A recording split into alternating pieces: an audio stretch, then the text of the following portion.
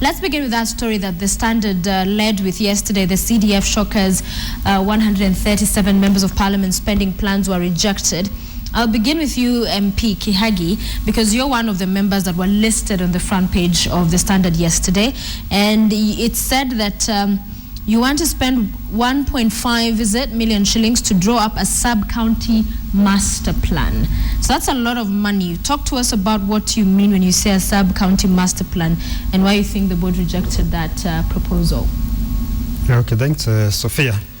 First and foremost is to express my dismay at the manner in which the CDF board is trying to learn CDF, because the way we operate CDF is that once you are allocated money, or the constituency is allocated money, you propose projects which are supposed to be funded with that money. So for this year, Naivasha has been allocated 114 million shillings. And with these 114 million shillings, we propose projects, of course, through public participation. And the CDF board is supposed to look at those projects and come back to you and tell you, this one is okay, this one is not okay as per the act, if you had missed something. We've gone through that process. Like, for instance, is a project we had proposed by the insistence of the youth of the constituency that we refurbish our YMCA.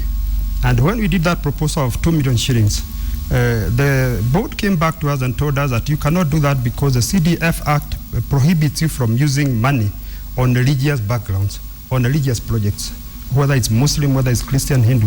And we considered to that, and we actually gave that money to another project.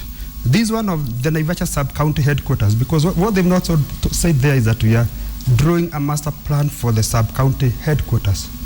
And the people of Naivasha know that our sub-county headquarters looks like a slum. Our DC still lives in a mud and water house. Our APs are living in a very dilapidated environment. When you go there, you find some office that looks like the charity sweepstake stands. And the place also does not have a title. So to plan to deal with that mess, you need 1.5 million, because this is a plan. This is not to sort out what it is you're highlighting now. The plan is what sorts out. When you're talking of... So you'll spend 1.5 million to just plan to then deal with the project. Let me explain what you're doing with this money. First and foremost, the place does not have a title deed. And the land has been subject to a lot of grabbing. In fact, even as we talk now, there are some court cases that are almost being arbitrated on that matter.